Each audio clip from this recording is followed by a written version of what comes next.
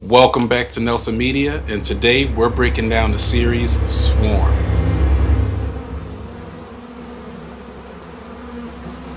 What's going on, everyone? We are breaking down the series Swarm episode by episode and discussing the mental health concerns I see to see if we can diagnose what's going on with the characters. I want you to follow along with me and tell me the different symptoms that you're seeing along the way to help develop your counseling sense. So, without further ado, let's dig in.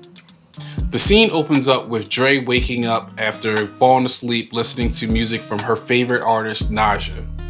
Now, Naja and Cache are obviously meant to be these depictions of Beyonce and Jay-Z. And we see just how much of a fan Dre is that she applies for a credit card just to buy standing room tickets at $1,800 each for both her and her sister Marissa to go to a concert together. Dre is given this depiction as a quirky version, and that's really shown by you see a moment where she's watching her sister Marissa have sex with her boyfriend Khalid. So Dre leaves and goes to the store to go pick up some food for these two, and when she gets back, she gives them the food and she lets Marissa know that she doesn't have enough money for the rent because she somehow spent all her money. And there you see kind of the first interaction between Marissa and Dre, to where you see Marissa's frustration with her. So it kind of made it seem like Marissa's the type of person or the type of sister for her that always has to take care of her and always has to cover for Dre. And to be honest, it does seem like Dre has some deficits, whether it's cognitively or socially. She's very unkept, she's socially awkward, and she seems to be a person that's easily manipulated. Marissa's boyfriend actually kind of teases her a lot and makes fun of her and says that he thinks that she's a virgin, kind of by the way that she acts. And you see throughout the episode that he makes these very subtle and sometimes not so subtle passes at her throughout the episode, but we'll get there. In this show, I like the cutscenes and how they show different subliminal messages. You see Dre's love of Naja with the posters in the background and the drawings, and then you see the cuts with the swarm of bees, and it gives reference to how people look at Beyonce's fans, and what they call themselves, the beehive or something like that. It shows that fanatic mentality a little bit. So we go forward a little bit and we see Dre and Khalid have a little side conversation where she lets him know that she bought tickets for a Naja concert that she's going to take Marissa to. And he's wondering how in the world did you do that, because you're broke? And she says this important line to him. She says, "It's Naja. We have to make sacrifices." Damn, y'all be acting like y'all some goddamn caught some shit. Now this points to an unhealthy fixation on Naja that honestly starts to sound like idolatry. She really hangs off every word and action from Naja. And that kind of further gets verified when she describes Naja as, "She's not like everybody else. She knows what we're thinking and she gives it a name. She's a goddess." So another aspect of Dre I'm looking at is her potential for low self-esteem. You ever had a conversation with someone who always finds the worst outlook for something that you say to them? You say something like, "Oh, I like your hair." And they respond with, "So every other day you say my hair is a mess?" Well, we get a little bit of that when Marissa helps Dre with her makeup and says, "Face is so versatile." How? I'm ugly? Oh my gosh, learn how to take a compliment. It's a good thing. It gets hard talking to people that seem to find negatives in everything that you say, and it can get really, really exhausting. It really seems like Dre, she just doesn't have an opinion on life outside of what she believes Naja thinks is the correct outlook to have on life. I mean, you see Dre on a fan site that both Marissa and her were on as children. And although Marissa grew out of it, Dre never did. And again, that goes back to this sense of idolatry and this seemingly unhealthy fixation on Naja.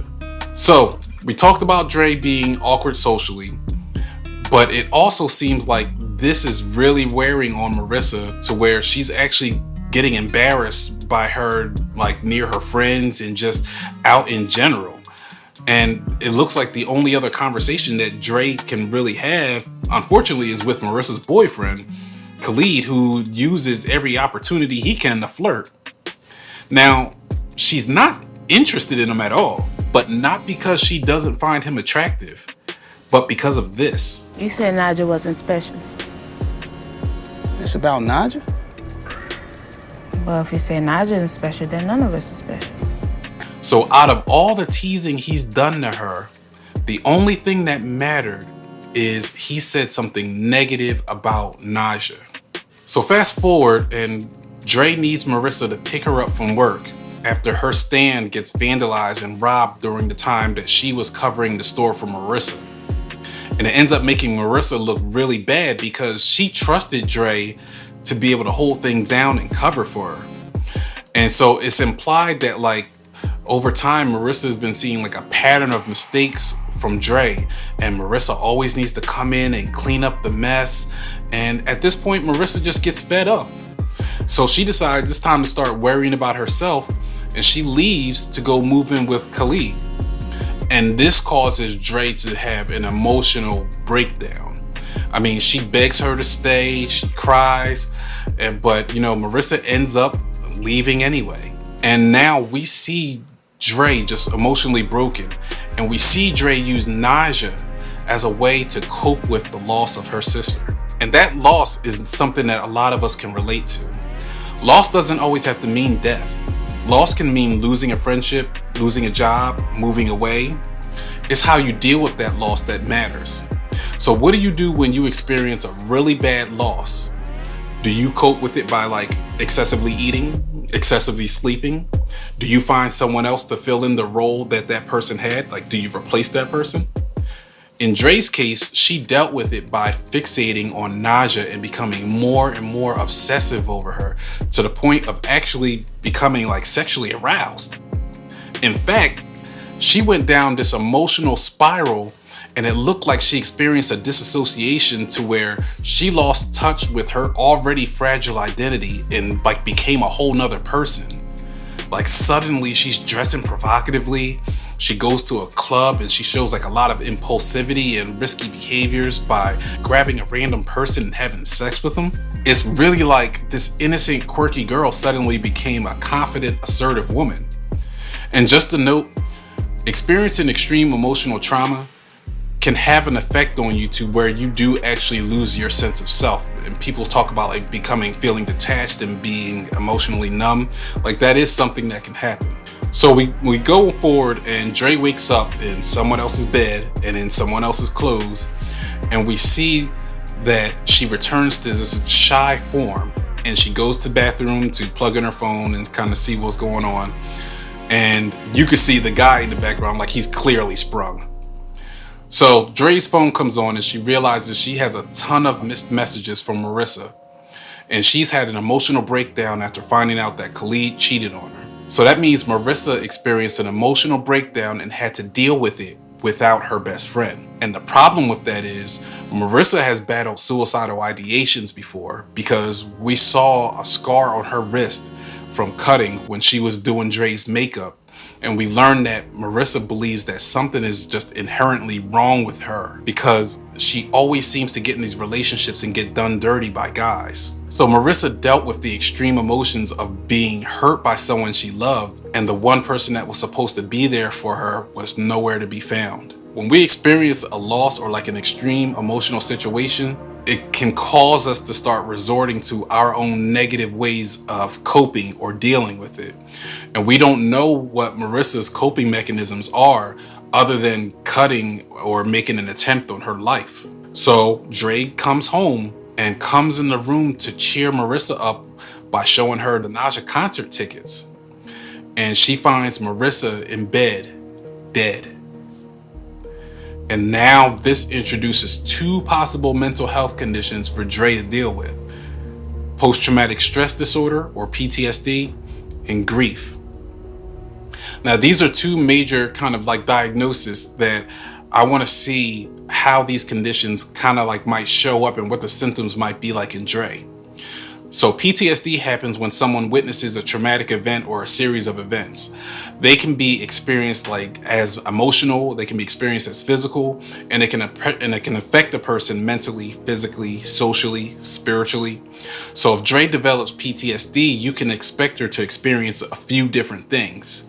We can expect her to experience recurring, involuntary, intrusive, distressive memories of the traumatic event that just happened. She can experience distressing dreams, and the content of her dreams might be related to that traumatic event. She can have dissociative reactions like flashbacks to where she feels like the trauma is recurring or happening again and again. And in the most extreme conditions, she can lose her sense of self, her sense of awareness, and like actually not even having awareness of her own surroundings. So she can have different things that'll trigger her and kind of like remind her of the event and trigger like strong emotions. It could be something like a smell or an image that triggers her or reminds her of it. That's not everything that has to do with PTSD, but that's some of the different things you can see with it. And in the following episodes, we're going to diagnose that and look at it a little bit more. But now with the grief. Grief in itself is a natural response to losing a loved one.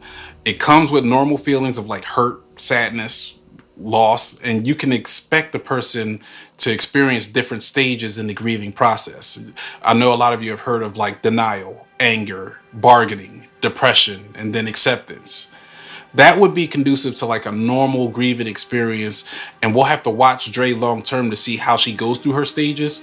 But initially we can see the crying, we can see the depression, we can see her coping by excessively snacking, and we can see how this loss has affected her daily functioning to where she stops taking care of herself. I mean, she gets evicted from her place, and she just seems like she's just paralyzed. So we see a really, really negative coping mechanism actually happen when Dre goes to the store and she drops a bottle of Coke. And she picks up a shard of glass and squeezes it so hard that she cuts herself. And cutting is a common negative coping strategy because people can feel so detached from themselves, remember a symptom of PTSD, and emotionally numb, that they need to feel something, even if it's pain, just to get a sense of relief.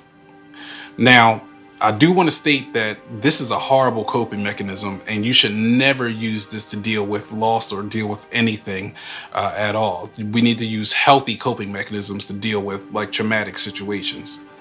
So moving forward, we see Dre now going through her phone and remembering things about Marissa, and that can be part of the grieving process, and she can still be in like disbelief or shock, but then she starts seeing negative things on social media where people are making insensitive comments and saying things about Marissa, and that will make anybody angry.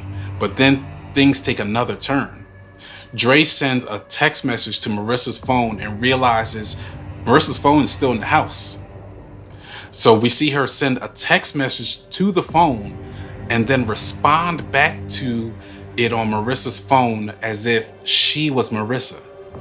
And that makes me start thinking about the possibility of her experiencing what's called prolonged grief disorder, to where she's about to start experiencing like bereavement hallucinations or like a psychosis, and actually believing that this is really Marissa texting her back. So I'm keeping those things in the back of my mind. I'm not making any judgments yet, but I'm starting to think about these types of things to kind of determine what's going on with her. And so we move ahead to the funeral. And this is where Dre could potentially get a chance to grieve the loss. And just when you think like some sense of normalcy happens in the grieving process, another traumatic moment happens and Marissa's family asks Dre to leave the funeral. Which is really strange because aren't they sisters? So apparently the family must know something about Dre that we don't know yet. So moving forward, Dre leaves and we move on to the final scene. And in the final scene, Dre goes to Khalid's house to talk to him.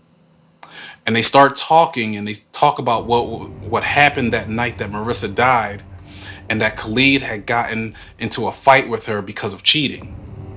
And Dre mentions to Khalid, like, you didn't show up at the funeral. And you can tell she's upset about it.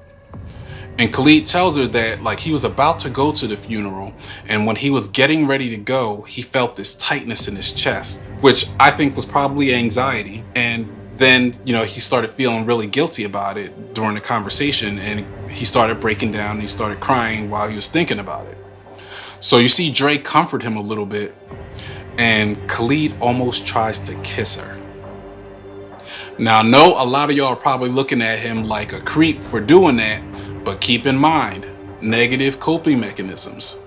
He might have been seeking any comfort he could find in that moment, and unfortunately, sex can be used as a negative coping mechanism. He doesn't end up kissing her, so he stops midway and he asks her if she wants some tea, which is like a special tea that his mom makes that's supposed to help with anxiety. He goes to start making the tea, and as he's making the tea, she just goes off and kills him. Now, if that wasn't extreme enough, she goes into the refrigerator and gets some pie afterward.